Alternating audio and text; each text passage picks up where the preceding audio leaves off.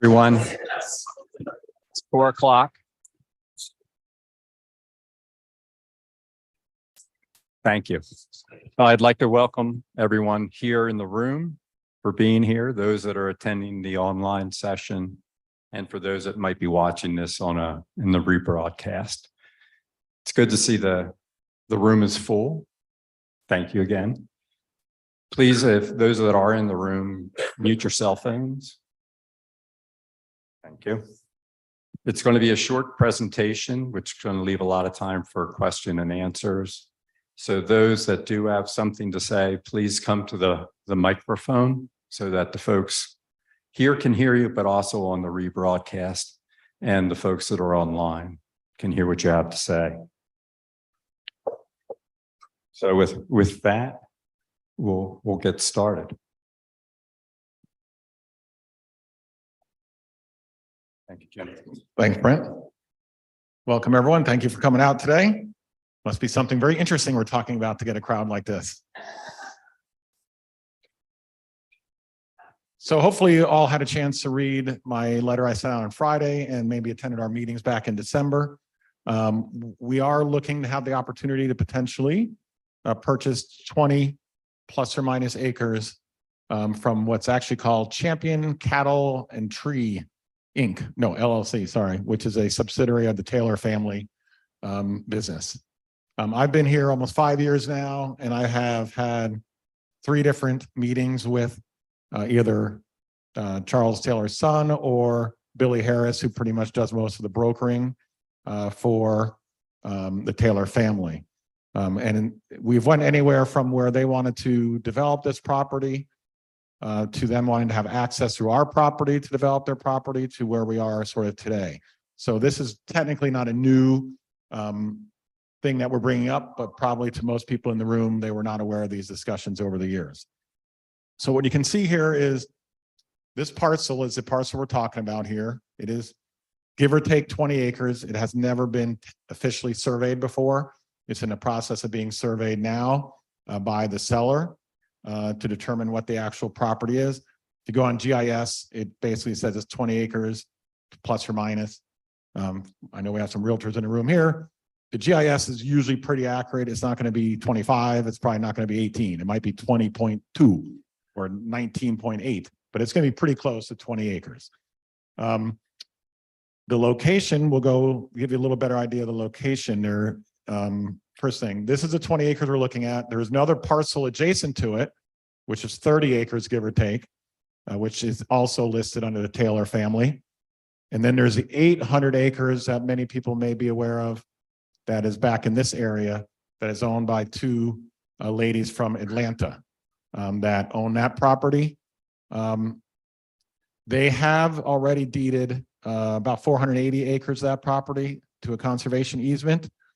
The original, I shouldn't say the original, there's a lot of hearsay out there that when they pass or during certain family or trusts environments, that whole 800 acres maybe go to conservation property. The reality is only 482 have so far, and there's nothing within the documents that were signed between the Taylor family and the ladies from Atlanta that force them to put the rest of the 800 acres in conservation. That's something if they want to do for, the goodwill of them for green space or for conservation or tax purposes, for all I know, that would be something they obviously would have the ability to do on the rest of the 800 acres. That's still not in conservation. If you look at it or more generically within our area and pinpointing to where we are, you'll see that you have the clubhouse up here, the tennis courts and walking track right here, and you'll see there might be already some encroachment going on where this walking track is. It goes right up and abuts their property, but whether it's on our property, their property, who knows, because it's never been surveyed. But that's where the walking track, and then you also have currently the Okinawa hiking trail that actually goes through this 20 acres as well. And that's been there for, Tucker, I don't know, 40 years probably. Yeah, it's probably one of the original hiking trails that we had, but that hiking trail technically is on this 20 acres of property. Going back years ago, when we first had our first discussions with the Taylors and Billy Harris, the price was $25,000 an acre, which obviously is way too much. It's negotiated back and forth to a number now at 15. So, there's some discussion out there of what, well, let's go back one more step. When the ladies from Atlanta who purchased the 800 acres, they also have an option on the properties, both the 20 acres and the 30-acre parcels, to purchase them from the Taylor family. I believe it's 2027 is when that option would expire. There's rumors out there of what that price option may be, 6,000, 8,000. I have both the easement that is recorded at the county and the option agreement that is recorded at the county. There is no price in the option that's recorded. So the only two people I think that really know what that option price is probably the Taylor family and the buyers of the ladies from Atlanta.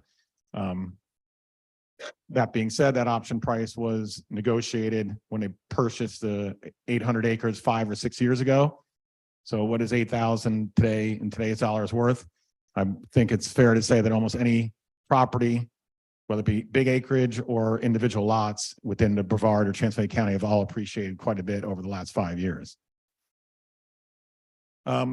So if you add all that up, the total price potentially would be around $315,000 for the purchase of this 20 acres.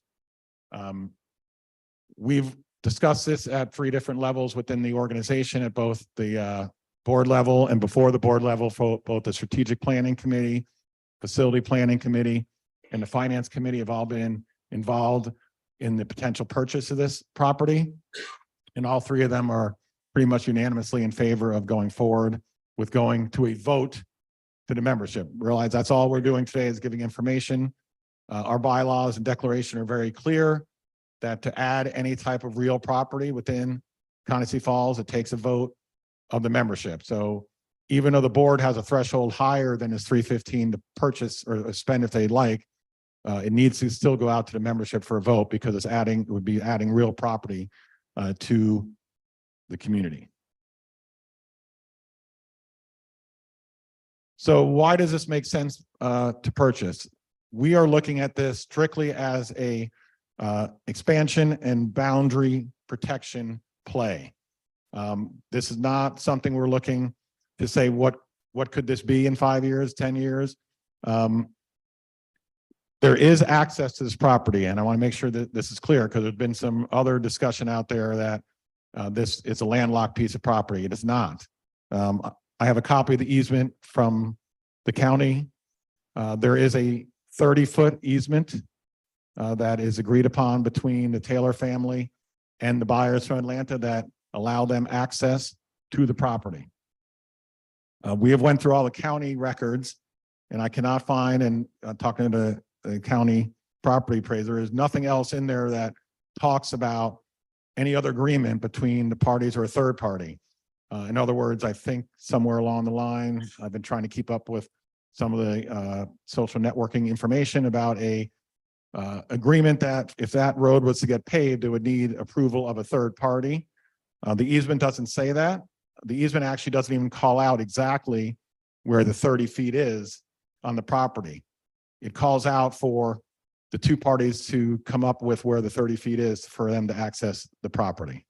So again, if there's another agreement between individual parties that does not require something to be, recorded at the county, I can't go by that because I don't know what that is if we don't have access to it. How would we pay for this? So right now, the recommendation would be to pay this out of the amenity fund because obviously it'd be adding property to the community. And that's one of the sources that is allowed through our documents for the amenity fund to be used. So that's where we would take the money. So it'd be a cash transaction with no loan or mortgage needed to obtain the property. So what are we doing now? Continuing our due diligence. Like I say, the agreement that we are right now with the buyer, or sorry, the seller, is that will be providing a survey at their expense, which will need to get delivered to us by a certain date, which we will then review that survey. There is the due diligence period on the property till March 20th of this year, 2023, to give us time, because they realized that if we move forward, we would need a vote of the membership. So we told them we needed time to do that as well. And we have $1,000 basically down as a earnest money. So if we end up not moving forward, we would lose that $1,000, but the other deposit would be refundable if we choose not to move forward with the purchase.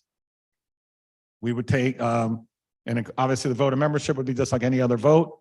We would need a majority of the members who voted to approve us moving forward with it. So that's pretty, if you do it in a nutshell, that pretty much is what we're trying to do here. This is strictly trying to control what goes on our border. Everything else right now that's on our border is either divided by roadways that already exist, like East Fork, Walnut Hollow. Most of the areas that also, let me go back.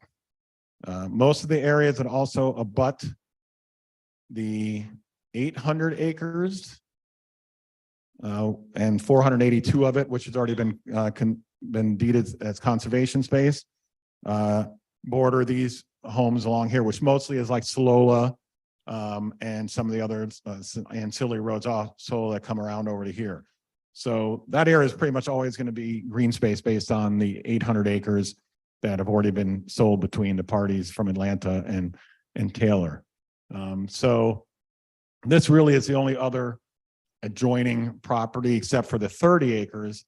And if you look at the 30 acres, which we've walked both parcels, the 30-acre parcel has a lot more elevation changes than this 20 acres does.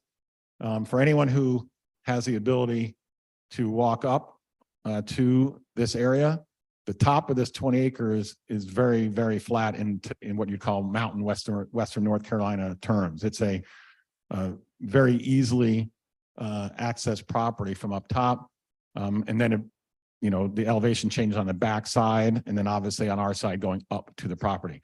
But on the top, there's quite a bit of acreage that is almost flat. So this property would have a lot more value than the 30-acre parcel that adjoins it. So with that, we will start taking questions. And like I say, is that microphone on, Robert? Let me see, is that on? I got it. I think I got it. I don't have it. There we go. Oh, yeah, it's on. I'm Tucker Garrison, and I'd like to speak in support of the property. I've walked this property numerous times, and in the graphics that were shown up there, it didn't show elevation, but along just up above the walking track, that whole section that Jim was talking about extends for the length of the property on the west side there. And it's almost 3,200. It's 3,200 feet all along there. It's one of the highest areas around here. So, it would be if someone chose to develop that property and had access to the property, it would be a beautiful area for residential development. And that would put, if that were possible, it would put houses right up above our walking track there right up above the houses that are on El Citos there. Right now, I actually walked the property this morning, and it's interesting that near our water tower, 240 feet from the water tower, is an active deer blind. It's about 15 feet up in the air. And, somebody has attached a new rope to it for pulling rifles up. So they're just up above our, only several hundred feet from our walking track. We have somebody hunting out of a deer blind. So I support the idea that this protects our boundaries there, and I think we should continue to do the due diligence and negotiating, and I would suggest that everybody vote in favor of purchasing this property. Thank you, Tucker. One other thing I wanted to talk about, I did miss is that when we talk about valuation of property, I pulled about 6 comps off of the GIS and on the county website of similar size parcels, anywhere from 12 acres to about 30 acres, with similar elevations and similar views. And they all comp out anywhere from 12,000 to 21,000, give or take. So, you know, whether the value is 5,000, 8,000, 10, that's what these all sold within the last year and a half. So I wanted to make that clear as well. Hi, I'm John Gannon, and I also enthusiastically support this, but I have 2 questions about the map, Jim. This does not seem to show all the POA owned land that the prior street map does. It would Right. really be helpful if we had this map that showed POA owned land. It does, except it's hard to see it's hard to see there's black lines throughout here that show all these property, and it's just easier on the white map. We actually had our marketing people, everything look, and it just was too difficult. We were gonna have to do too many colors, but we can try to do a more improved map that Please. show that. And then the second question is, you refer to a second 30 acres, but you didn't show where it is. It's basically right next door to here. And then the 800 acres wraps around this way. So it's basically right here. And then there's a person who owns this parcel as well. That's not the Taylor family. That's privately owned. So in theory, if there was ever an access, that 16-acre parcel, that person could provide access to the 20 or the 30 acres as well if they wanted to. Okay, again, I really appreciate to see this map with the total POA boundaries, but again, I totally support you. Thank you. Thank you. Actually, Jim, all of that property below it there is Coniston property. That other property Right. is above that, the Coniston property, CFPOA property there is a buffer. Yeah, here's the property lines here. This is Coniston. Around into here and around to here and then around to here. So that goes back to John's comment. Trying to maybe get a more clear map that can show define those lines better would be helpful probably. What Tucker was saying, I echo directly below that parcel. Can you go to the mic just so the people from the Zoom can hear you? Sorry, thanks, John. John Wilson. From my studying the map, the green space below the parcel that's the subject of this meeting is owned by Coniston. There's a narrow corridor that's owned by Coniston on the right that buffers against the property. Right here. And then right there Yep. is Coniston property. Correct. That is correct. Since I have the mic, I had 2 questions. One is, what is the tax status from a property tax point of view of lands that Coniston owns that aren't currently with housing units? We do not pay any taxes on our undeveloped lots or on our common area. Basically, you're paying every individual owner here, whether it be a developed lot or an undeveloped lot, you're paying for the common space of the community and it's built into your tax base. So we do not pay on our undeveloped lots or the common property. So if we bought this parcel, it would fall under the non-taxable category? Potentially. So the first question would be if we buy it and we close on it, we would close on it as a separate parcel for now. I think the tax base last year was 4,000, not even that, like 1,400 or something, some crazy number. But yes, if we folded it into common area, it would get avoided of taxes going forward, correct? I noticed that the assessed value of that parcel is around 7,000. Mhm. And my other question was, is this the highest priority need that we have for purchasing land adjacent to Coniston? Well, it's the only land I'm familiar with that directly abuts our property that's available besides the 30 acres. And has any real value, right? Now realize too, I don't know, there might be a few in here that have been here a long time. I know we've owned over the years, we owned more real estate than we currently own. Part of Whiskey Creek was Coniston. The campgrounds across the street from East Fork. That was Conacy as well. So over the years, we've shed some of our real estate values to, I don't know all the exact reasons. Then part of it might have been maybe just figured they never needed it. Maybe they wanted to offset other costs or expenses, but we did have more real estate within Conacy at one point than we do now. The third comment I guess I would make is that I wonder if the parcels whose value you compared to this were as inaccessible as this. Would take miles of new road to be developed to get to it. Yeah, about 3 miles of road. So that would be So- a huge impediment to someone. It depends on what you Given call the- accessible. 2 of the ones I looked at have roads to the property, but they're not paved. So it'd be similar in this, and it's not 3 miles, but it's a long dirt or gravel road to get to the properties.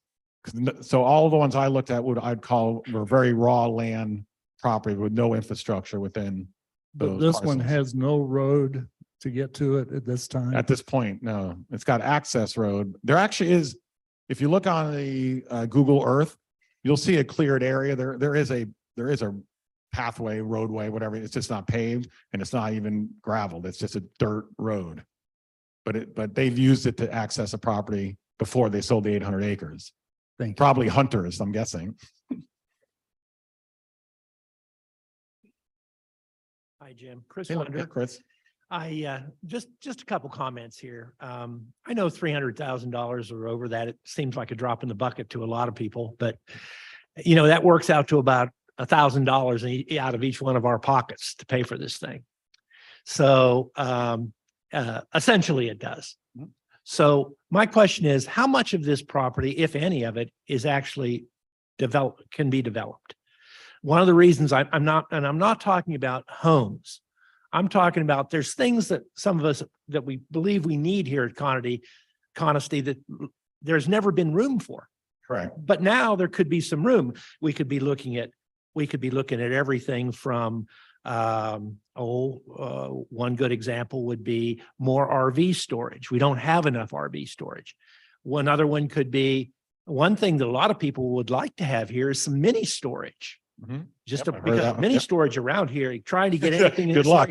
Good luck. Right. And that would be a great service to the community to do that. If nothing else, I think both of those are good ideas, but And they're revenue you producing. can always use some more pickleball courts. I was gonna say, I was waiting for the pickleball courts to come up. So anyway, I'm just curious how much of this is actually buildable. I haven't gone out and walked it or anything like that. I would say there's probably 5 to 8 acres that are very, very easily buildable for whatever the purpose may be on the top flat area. I also believe that you could cut in sections between us and going up to the top as well. That's like we have some of the other neighborhoods.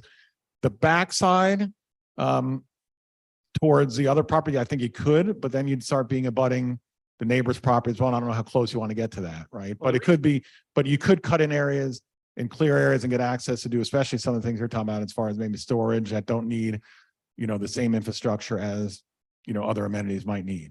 Yeah, I'm just saying a couple of the suggestions I brought up would pay for themselves in very little time and actually pay for the $315,000 with, over time.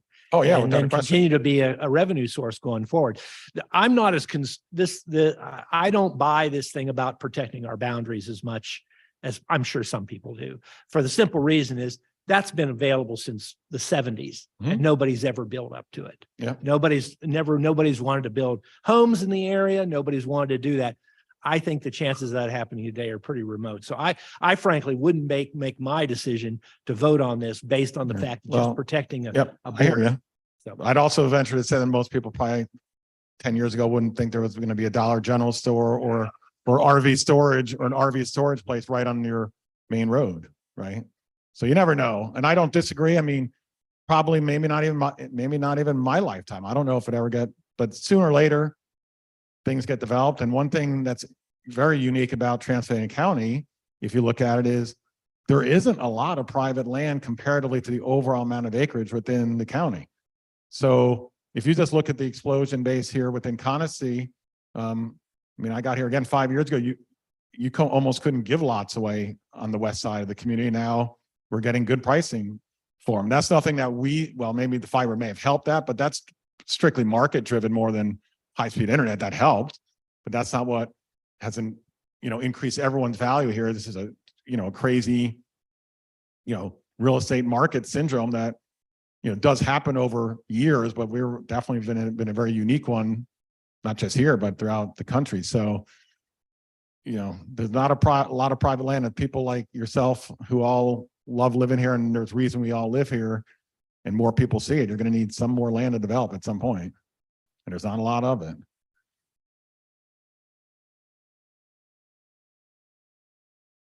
If I can just ask for a clarification, John Margold and Chris Wunder just mentioned that it would have an impact of about $1,000 per family. My math is different. I think we have over 1,000 POAs, people paying. So yeah, so there's 15, roughly, let's just rough the numbers, 1,400 give or take houses. I mean, it's 1,426 or whatever. So 1,400, and then you have approximately 300, and we just ran that 365 undeveloped private lots that pay something. So they're paying 60%. So cut that number in half. So that's 180, 200. So you got 1,600 people paying into it. So you're basically looking, it's more like almost 2,000, right? 200, sorry, 200. Okay, that's what I thought. It's not 1,000 to each family. That'd be 200. It'd be 200 per lot. If you figure that two people, most of the houses have two people, it's $100 per person. That much we know. We know based on our data in our database that we have about 2,500 people residing within the gates. One way or the other, whether it's part-time, full-time. Let me get that down for you. Oh, there you go. Thank you. My name is Mary Carol Vickery, and I went to the public records in Transylvania County at the Register of Deeds last Thursday afternoon. And I pulled the general deed when Champion Cattle and Trees sold the original 883 acres to Margaret Bear and Elizabeth Parker. Elizabeth Parker is a radiologist from Atlanta. She's 69 years old. Margaret Bear is 73 years old. She's a retired mortgage broker.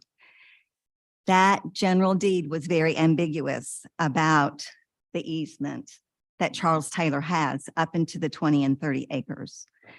But then I found a memorandum of option. Did you see the memorandum of option? Because when I read the memorandum of option, which is right here, it says that they only get to buy it if Charles Taylor hasn't sold it by 2027. And Charles Taylor only has the easement until 2027. I think that's probably correct. Okay, that's correct. That's right here. Right. Attached to this is Exhibit B, and it shows the road, and the road is River Wild, which is the road that goes all the way through the property.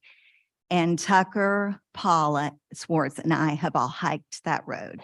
And the hiking club hiked the property that comes off Salola just south of the Kishes. Right. Okay, that's one thing.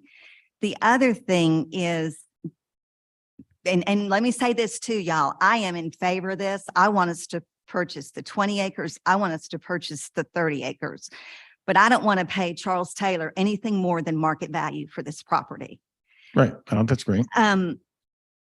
The Conserving Carolina entered into an agreement with Margaret Bear, not with Elizabeth Parker, but Margaret Bear.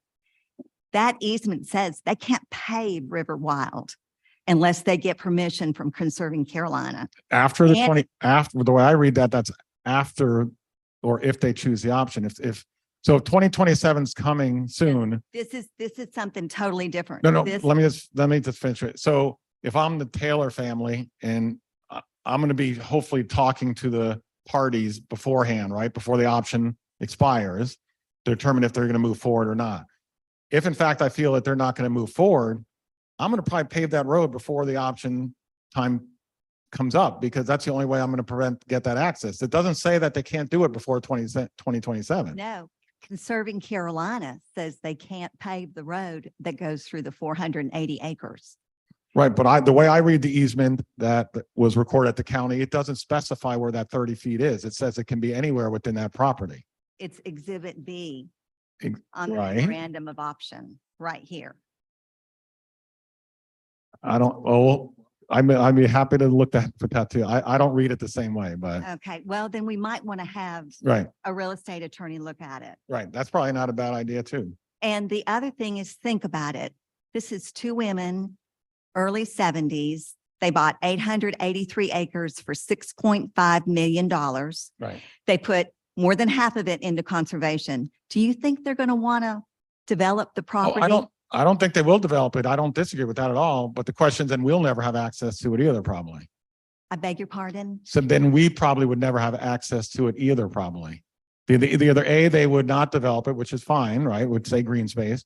Or B, they put it into the conservation easement of all of it together at some point, potentially, which That's- then would obviously disallow us from ever having the option to try to purchase it or use it, right? No, the 20 acres and the 30 acres are not in conservation with Conserving No, but they Carolina. could, if they take the option, the ladies from Atlanta take the option, they could roll that into the conservation if they chose to. They could very easily, and then we'd be protected. And we wouldn't even I have to agree. spend any money. I agree, but we wouldn't have we wouldn't have the ability to use it for anything either. But my question is, why aren't, so in 4.5 years, Charles Taylor's option to sell that property for whatever he wants to sell it for expires. And he has to sell it to Parker and Bear, and he has to sell it to them for either the $8,000 an acre that he told me or whatever Yeah, numbers. we don't know what the number is. Whatever. Has anybody else heard that? Nope. Okay. My question. I heard the 6 and the 8 that, again, Where I did the think, 6 come from? Did that come from Billy Harris? no, I think that the first email that I got that Brent and I got from you, I think said 6, and then you post on next door 8. So I'm not sure which is which, but it's irrelevant in the sense of there is an option price.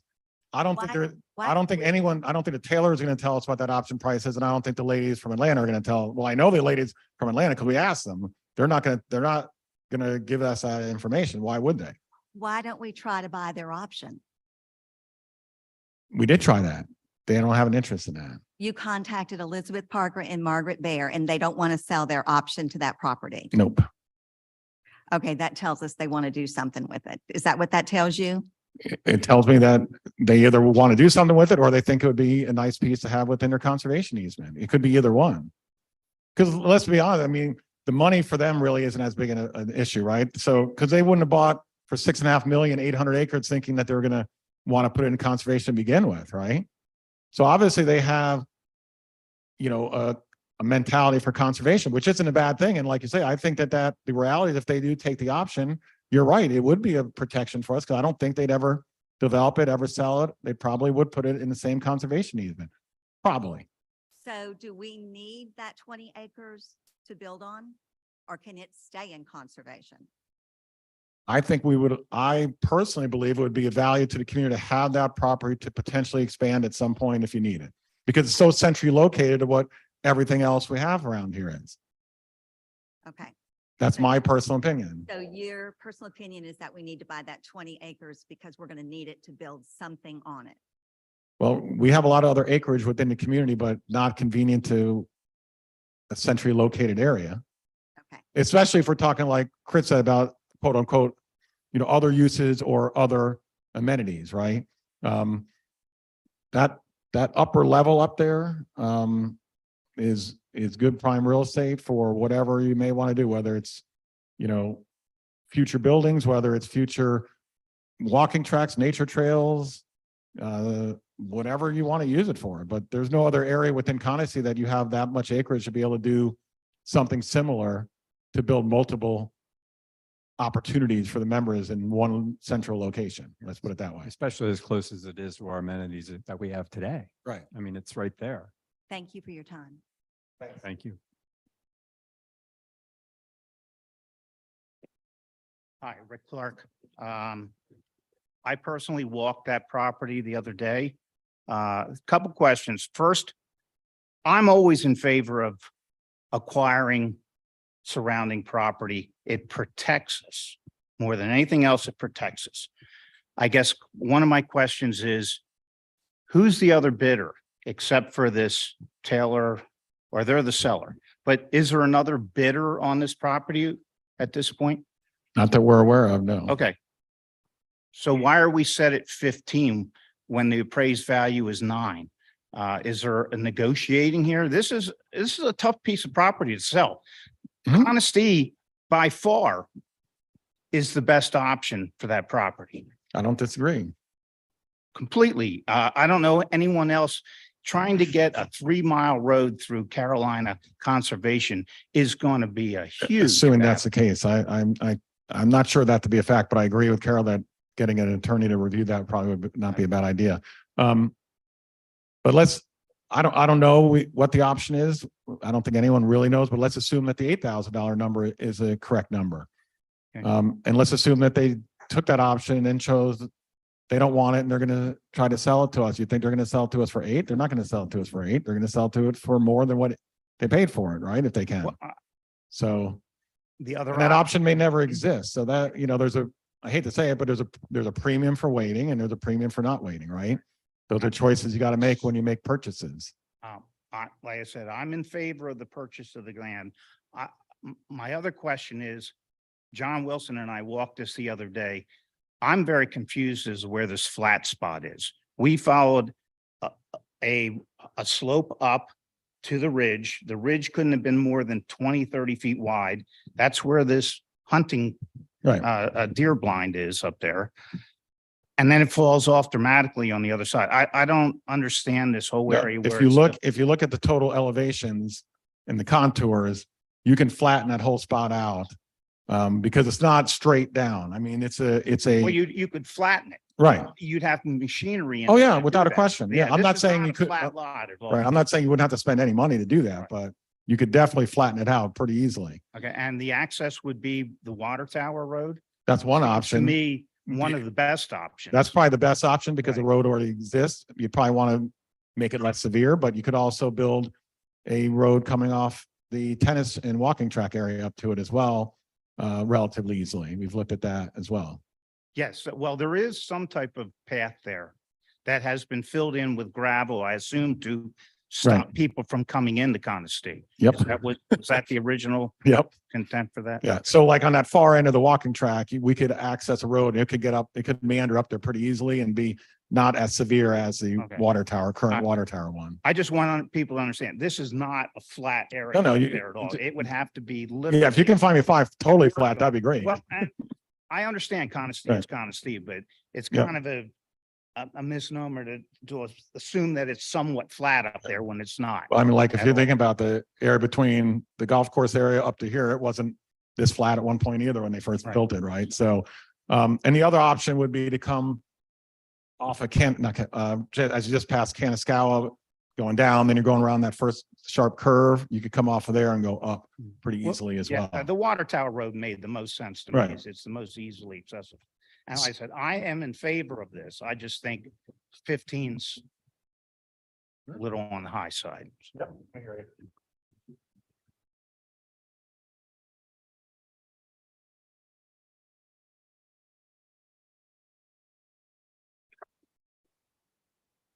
Can I reach this? Yeah, just turn this area. Cheryl Ingram, I'm a retired appraiser with the MAI designation. My concern is like Mary Carroll's, to make sure that we pay a fair price for the property. And I'm very concerned about the question of access. When I look at the diagram downloaded from the county, the access road falls short of both the 30-acre piece and the 20-acre piece. So I'm not sure where the access would come from. And I echo her concerns, and I think having a real estate attorney to look at these issues would be a very good idea. Also, to get a title report, Yeah, I'll be part of it. leave aside the issue of Right. getting insurance, but for now, just let's make sure what the access is. Yeah, no, I agree. And you definitely would want to do a title search for sure. Okay. And We're running into that issue with our own lots in here now where lots that have been, or homes that have been selling that people have lived in for like 30 years, never got surveyed and now they are getting surveyed and we're finding, our roads are encroaching on their property and vice versa. I mean, we're finding all types of septic tanks that are on common property, not on the owner's property. And unfortunately, in the communities that are this age where surveys and stuff weren't done in the old days, now we're dealing with those problems. But yeah, it makes sense to do that so you really know what you're getting. Okay. And then finally, I'd like to suggest, not to tout my own former profession, that we get an appraisal. Right. To establish a fair purchase price, whether it's market value, which is what Mary Carroll was referring to, that we pay market value, or a fair Pull price. that microphone up again now. Now it's too low. Thank you. Right.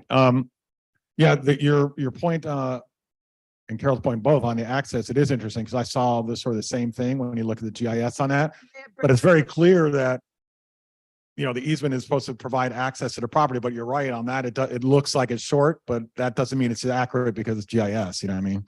So I would. It's well short. Yeah, according to which the- wouldn't make any sense that why you would have an easement that falls short of the property you're trying to access.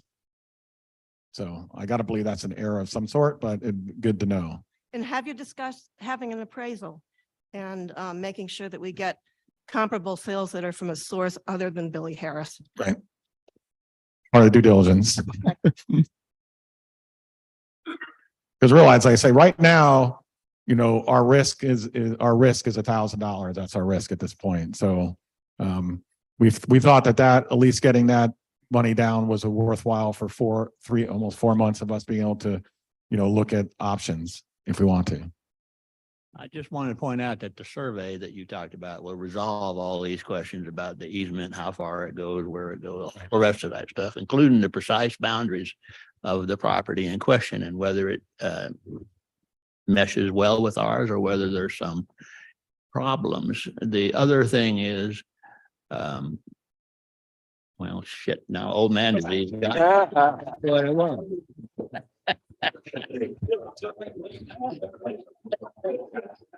It's my understanding that even though we're doing due diligence and we'll probably invest in the title, the seller is doing a survey, but it's Raxter who's doing a survey, who does from pretty much all the surveys around here. But Well, I've closed on a lot of loans and so on in this general area of the country, and anything the age of this, 60s and 70s, and that's when I was doing it. You had no idea what the boundaries were without an accurate survey. yep, and we're finding that out. I've seen it off as much as 50 acres.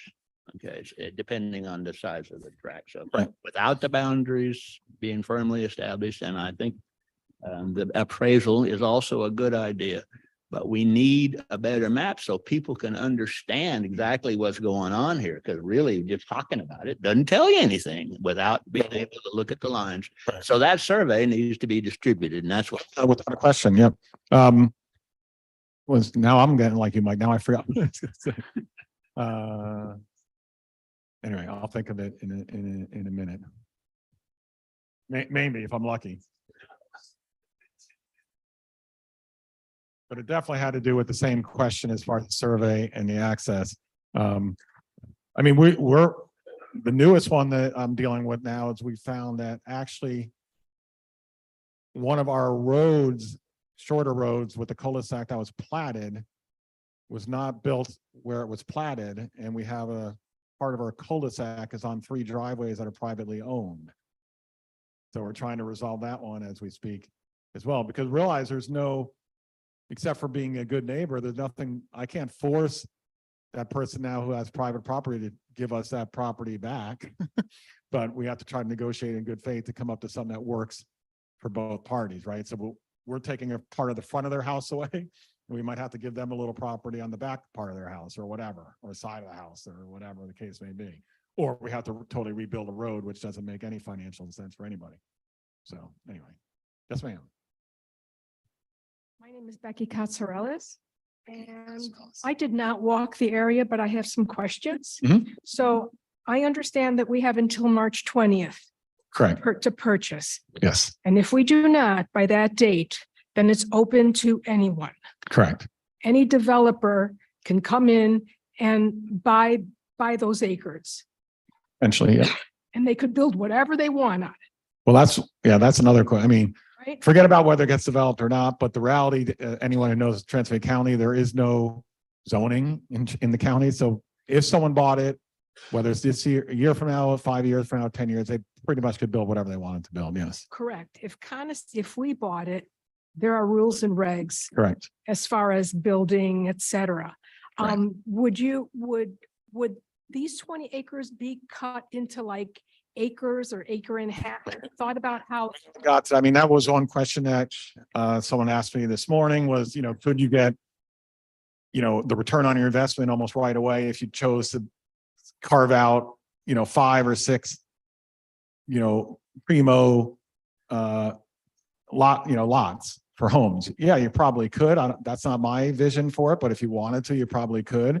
You probably would be able to get your $300,000 back probably, but that's not what I'm envisioning for the property. Neither am I. I was just. it's Right. a question. But technically it could happen. Another question is, if an outside party purchases this 20+ acres, and say they do build homes or whatever, will those owners, residents have access to Honesty Falls like amenities?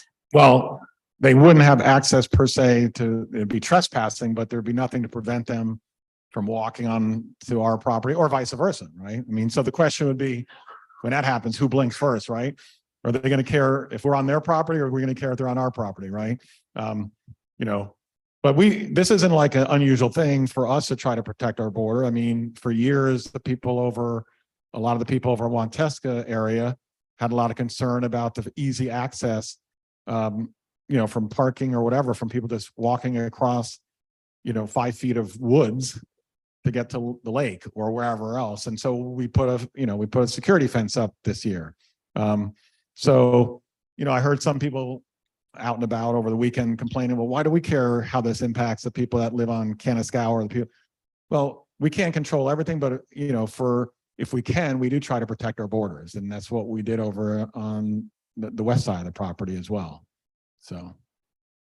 Okay, and then finally, when you do have a real estate, just look at through all the loopholes, we don't want anything fall through the cracks. Yep. And anyone who's done real estate here knows that things can fall through the cracks here in Transylvania County. That's for sure. Thank you. Thank you.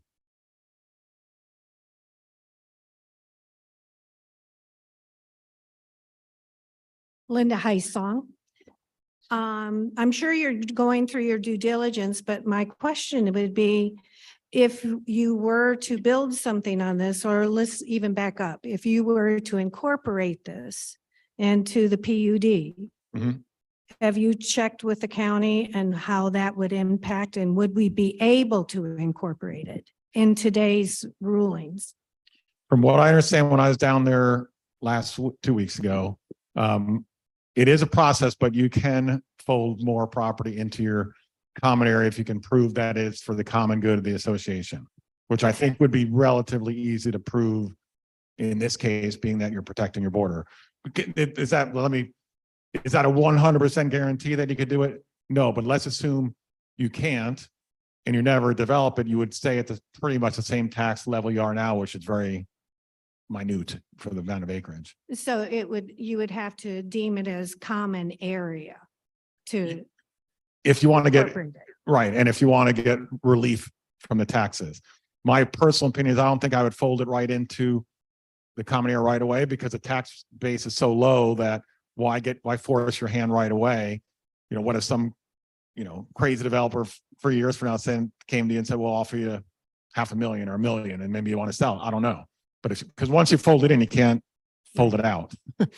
As part of the due diligence, are you doing a soil treatment test to see if you can put in water, sewer, septic? So we have not done that due diligence at this point. We have talked to Carolina Water, and we've talked to, Cinderton, just like here, Duke and Haywood both services. This clubhouse has Duke and Haywood both.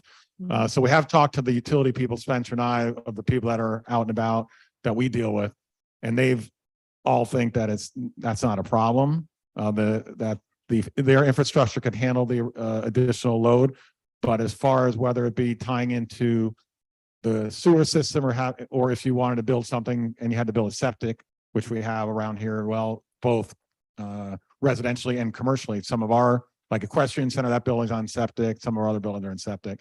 But we have not done a soil boring test right now because we're not, and I'll speak for myself. I'm not looking at saying I think that that's going to be a developed piece where we're going to build a lot of buildings. If we do anything, it would be more of a natural, more trails, more sitting areas, more viewing stations, those type of things. I don't see it as a building 5 more or 10 more pickleball courts. Nothing personal against pickleball, but because that would require, if you do that, you got to put buildings, you got to put bathrooms, you got to put all the other infrastructure in. Right, Which is the right. expensive part.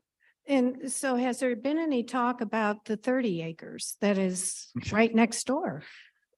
Yes, that was our original part of my original discussion with Billy. At this point, they have no interest in selling that property for whatever reason. So the hearsay, again, can't prove anything, but the hearsay is that Charles Taylor, the old man, is not in good health at this point. The rumor that this one sort of became, I don't want to call it available, but why they have some interest in selling it is they're trying to do some, trust business and maneuver things around, while he's alive type thing. I mean, again, I don't know that to be 100% accurate, but that's the rumor mill I hear. So I think this is strictly a play that came available because they're just shifting assets around. But again, I don't know that to be true. Because if you look at Taylor, and you probably know Taylor's is good or better, they're not big land seller. They don't do a lot of transit. They hold it for what they're doing with it. Who knows over time? But it's not like he's actively marketing his land because he owns a ton of it. Exactly. And I find it interesting that he's only interested in I selling do too. 20 acres and then leaving the 30 acres landlocked, Right. quote unquote, or difficult to get to. Yeah, what we don't know, and I don't have it in front of me, we have it on a slide, but there is another privately owned 16 acres that it butts the 30 acres. He might have an agreement with that guy or gal. I don't know who owns that 16. We do know by the tech, but we don't know that he may not have an agreement with him already to access the 30 acres, which would then allow him to access the 20 acres. I don't think there's any way for us to know that.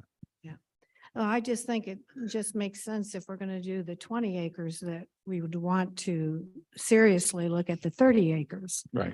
And I mean, because it's going to be the same situation where the 30 acres are, it is more steep. So what I was trying to net, which what you're talking about, is saying, hey, look, we'll buy, let's just use this thing. We'll buy the 20 acres for 250.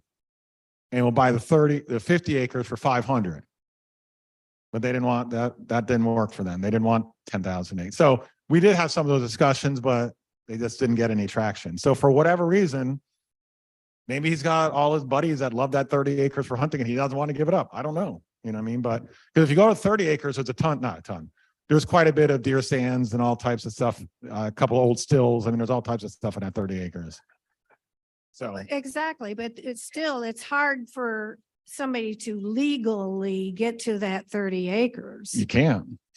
You got to go through our property or the 16 acre, the other 16 acre parcel. Yeah. Right. So it just, to me, I would want to maybe do some investigating and find, why is he selling the 20 and not the 30?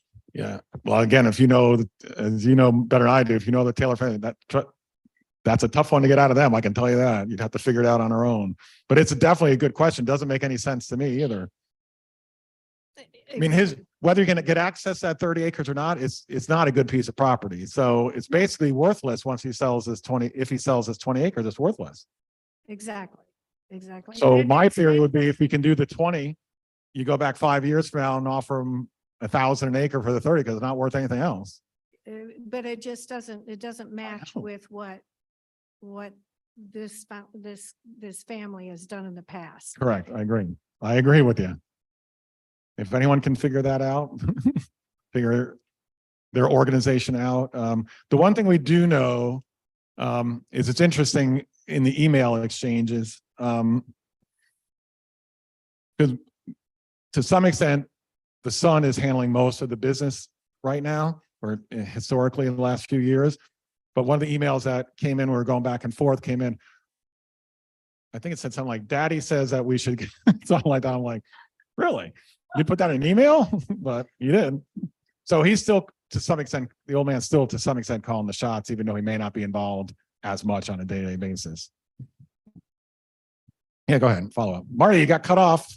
Just one more question though. So with that in mind, has there been some conversations about asking what their plans are for it? And, do we have a first right of refusal on it? Right. That would be something that would be worthwhile to talk about for sure. Just so everyone understands a little bit. I think Marty might even remember this even before I got here, but my first meeting with the Taylors was about access through their original conceptual idea for the 20/50 acres was to build another College Walk type of facility. And that's what they want to do. And just anyone who doesn't know, the current College Walk facility is on Taylor's property. That's a lease back piece of property that Taylor owns that College Walk exists on. As a matter of fact, I think they just signed another 50-year lease or something that College Walk just signed with the Taylor family. So there's a lot of tentacles here, but that was their original intent. They wanted to build, I don't want to call it assisted, independent living, but they wanted access from our property to get to it because it was obviously a lot cheaper, right? And we kept telling them no. Mike T-Tie, Jim. Can you go back to the original plat that you had up there before? Oh, he wants one in the PowerPoint? Okay. Yeah. We'll get it in a second. Well, I'm curious about the access, if that property were to be developed by an outside agency, where would the access road be? Well, if, again, it all depends. If, in fact, it's in the right location, and in fact, if they could asphalt it, which is one of the discussions we have to determine, it would be through the 800 acres that the people from Atlanta own. That's how they would access it, which is about a 2.5 mile road from East Fork. Okay, to get to it. it's down valley of the water tank. Correct. Down valley. Correct. It would be, I guess, north, right? North. Okay, well, just to let you know where I'm coming from, I don't want to see any development in that acreage.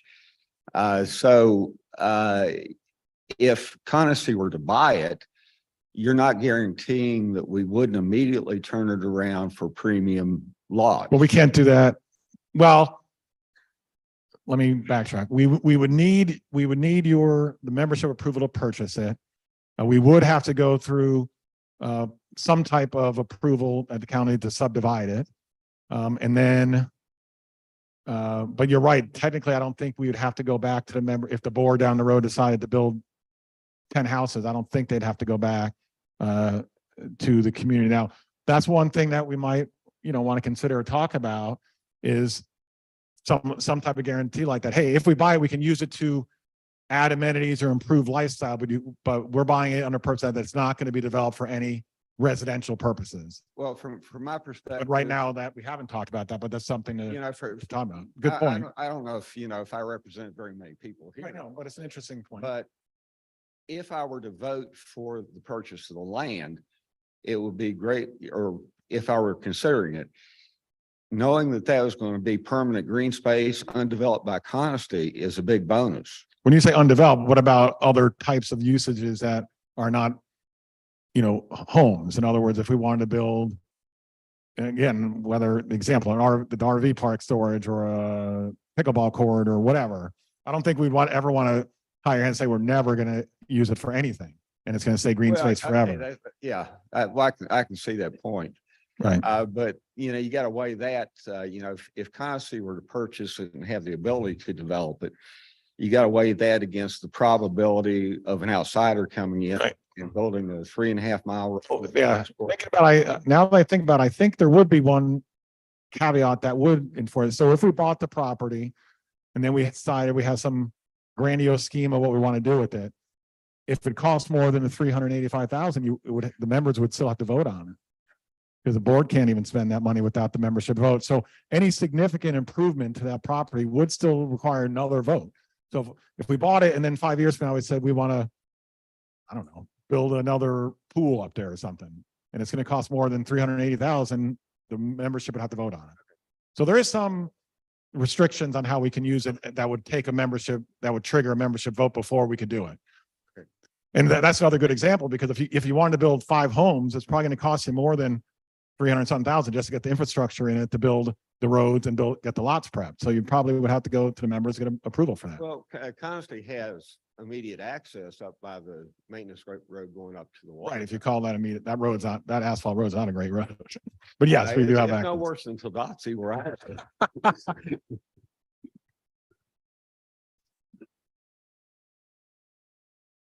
Any other questions? I saw another hand up, but maybe not. Oh, there we go. Ingrid Jackson. My just kind of general idea is why Daddy wants to sell this maybe is because they've heard rumor mills that Coniston is a little kind of flush at the moment. So it might be a good time to sell it and ask a little more than what we should do. That just came to me when you talked about Daddy wanting to sell for whatever reason. But can you go back and tell me what the timeline is? Was it January the 16th or February the 16th that you were going to put it out to the vote? So Brett and I were talking about that a little earlier, and we haven't talked about this, but so right now the plan was to go out next Monday for a vote. Based on a lot of the input from today and some of the other concern, we have some other time. I think it might make sense for us to get a little bit more due diligence out there before we ask the community for votes. So we may delay that January 16th, but we'll send out another, email or something to that effect, and with different timetable potentially. Okay, I was going to But say. the reality, the what really goes, you got to work yourself backwards from the clock in the sense of March 20th is the due diligence deadline. We got to give 30 days for a vote. So we have to have the information to vote in by, February 20th. So we have somewhat of a time restraint that we got to deal with as well. Okay, So- well, I would suggest that you do quite a bit of due diligence just from what people have talked about today with all the questions that you've been asked, because once you've done it, going backwards is probably not so easy. No, you never want to go out and get don't get a successful vote and then have to try to go back. That's never the right way to do it. Right. Well, I have one little pet peeve that I wrote to Brett about, and I'll just put it out there now because I'm here. I would very much like to see Coniston reverse the complete digitalization of everything we're doing. I don't like the Survey Monkey voting. I know a lot of people who don't use the internet, or they've got the capability, but. Well, it seemed to work for this meeting. Well, yes, this is very true. Yeah, everyone seems to be able to use Nextdoor greatly. Well, it's just my opinion that I would prefer that we went back to actually having a piece of paper with the information from this meeting to read and then a paper vote. It's just my opinion. I know a lot of people who didn't vote in the last one because several of them didn't even know it was going on. What building? I asked them about, have you seen the earthworks up at the clubhouse? And they went, what do you mean? So I think there's a percentage of people in Coniston. It might not be very many, but they're longtime residents. They're older folks, possibly. I myself am not all that technical. But I do think we are disenfranchising a certain amount of people who aren't as technical as some of us. And well, Nancy's just saying our internet service here is pretty iffy on and off anyway. So, but like you said, we've got a good turnout. So kudos to everyone who's here. Thank you. Thanks, Ingrid. Yes, sir. Hi, my name is Bob DeForest. I'm a new resident, and I just have a question or clarification about how your silos of funds of money are established. Mhm. Because it would seem to me if this is coming from the amenity reserve fund, that should dedicate the land for amenity only. in theory, that makes sense. But the way the amenity fund language is within our documents does give flexibility in how that money can be spent. As a matter of fact, that discussion came up this morning at one of our committee meetings. Same discussion is should we, change the name of it or dissect it somehow differently so that it's more specific of how you can use different funds. But right now, the way the amenity fund is set up is it's very flexible in how you can spend it. As long as you're not stealing from Social Security. Right, exactly, right, yep. And there are good reasons why it's more flexible as well. So you never want to, get yourself too strict to where you're saying you can't steal from that. You can't steal. You can't take from this fund and put it into this fund, even though this fund, if we don't fund it, might raise your dues $100. Why would we raise your dues $100 if we have the money sitting over it? So you want to have some flexibility. And historically, we've always used some of the amenity fund to help offset some of the operating costs, just to try to, keep the amenity fee increase as low as we can, justifiably anyway. Yes, and now we have a real property fund as well. That's a new fund, and that is one that is more specific. So part of the amenity fund now, we are dividing into what we call the real property fund, and we're funding that accordingly the next few years. And that money can only be used for repair and or replacement of real property, meaning buildings. Because right now we don't really have a capital fund to replace or repair, major repair of buildings that we have within the community. So that will be a specific category within the amenity fund.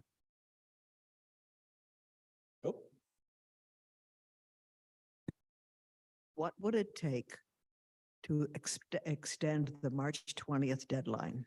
Right, I don't know. That's if we can't meet the deadline, we'll have to have that discussion. What my guess would be, if I were the seller, I would probably do that, because again, I don't think this is a time sensitive thing of who, another buyer coming in March 21st, but I'd want a cost associated with doing that, right?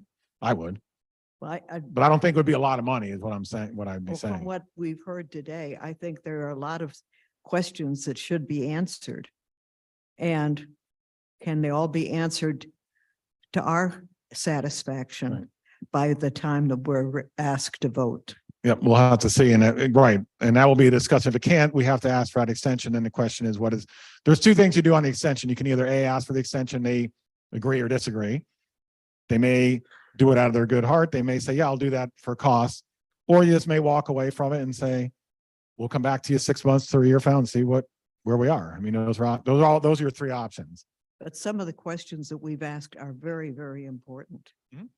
So we Right. shouldn't have our feet put to the fire. No, you don't want it back against the wall. No. Yes, No. that's my point. Graham.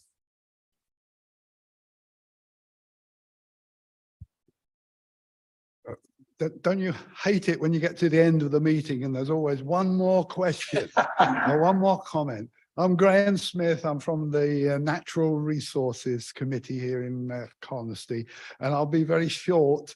In 2008, all this area was surveyed and the natural resources were classified into different categories. And this area that we're talking about here was classified as an exceptional natural area. Within this area here, there are some rare species that don't occur very frequently in North Carolina, and that's why it's classified as exceptional. My request is that we buy this land. I will vote to support buying this land, but that my request is that when we do that, we leave some of it as a natural area and preserve it for future generations of Carnoustians. Thank you. Thanks, Darren. Charles Robinson. There's been some question about the price we pay, and there's been some questions about some other things about the property.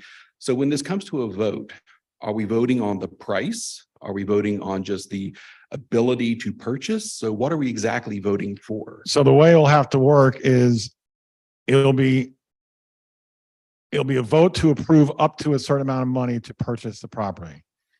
So it's both. So we're So it's both. We're both setting a price and giving the board the ability to negotiate a contract. Correct. So it seems to me that apparently some people believe you need to kind of sharpen a pencil here or there to get a more appropriate. Yeah, if we price. can. Okay, And if we can't, we we may walk as a board, or we may still put it out there and say, look, they're not budging. Do you want to buy it or not? Because at the end of the day, it's you are going to have to make that decision. If, Right. you know, So if the kind of- price stays at what it is, or it gets less than whatever, it's still going to have to be your choice. So I think a previous slide said that the starting point was 25,000 an acre, which you said was unreasonable. Right. Some other people said assessed values or appraised values are as low as 9,000. Do you feel at this point that 15 is a I personally, likely end up?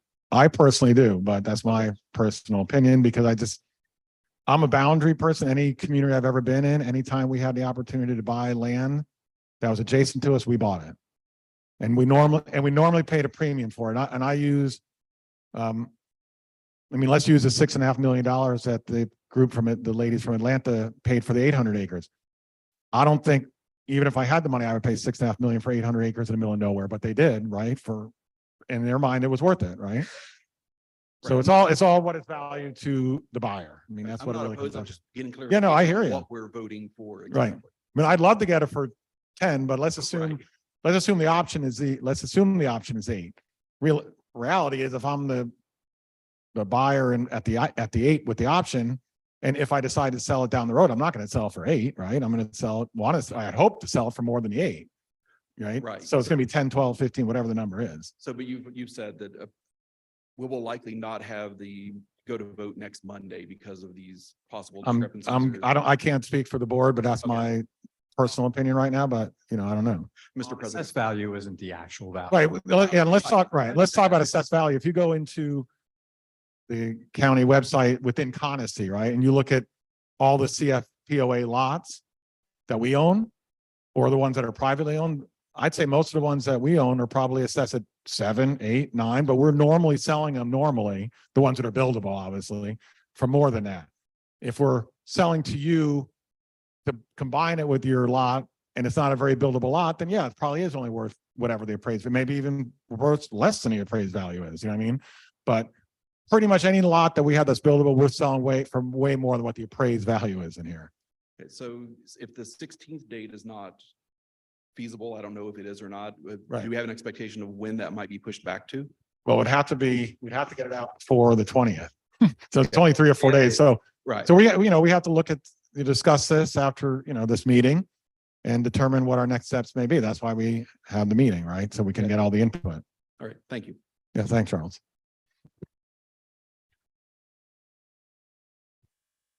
I thought I saw someone else stand up. No. John, are you just standing? You're not asking a question, right? Or are you? Oh, okay. Just checking. I saw you stand up, so you just want to go home, right? It's time for a drink. I know it is for me. Anyway. All right. So that seems like that is all the questions. So we appreciate you all for coming out. Good discussion, good comments, and we will get back to you.